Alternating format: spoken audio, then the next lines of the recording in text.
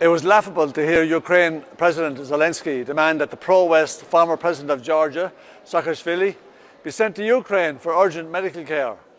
Zelensky claimed, without any evidence, that Moscow, through the government of Georgia, was killing the former leader. This is the same Saakashvili, when in power in Georgia, imprisoned 10% of the population, over 300,000 of his political opponents, many of which were tortured and killed.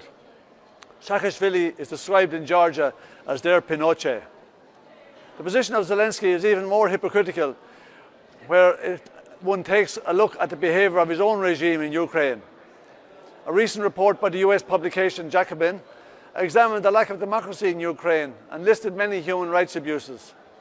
In July 2022, officers with the Security Services of Ukraine, the SBU, the country's chief law enforcement and domestic spy agency, entered the home of 60-year-old Ukrainian human rights campaigner Vladimir Chemery, broke one of his ribs and seized his electronics.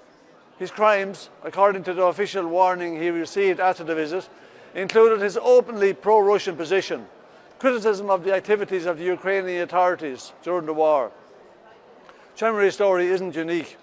On March 10, 2022, poet, satirist and television host Yan Taksur disappeared after armed men claiming to be from the SBU searched his apartment, turning it upside down and seizing his savings.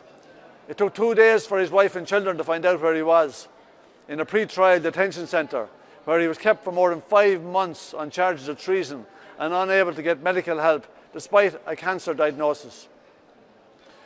Anti-war activists and experts in Ukrainian politics say political repression in the country has become worse since the start of the war. Zelensky used the Russian invasion and the war as a pretext to eliminate most of the political opposition and potential rivals for power, and to consolidate his largely undemocratic rule, also banning any media that weren't agreeing with him.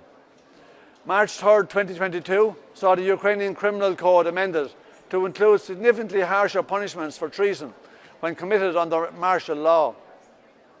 Under the new law, collaborationism, including a broad range of activities from supporting aggression against Ukraine to spreading propaganda in education, to protesting or handling information in ways that help the enemy.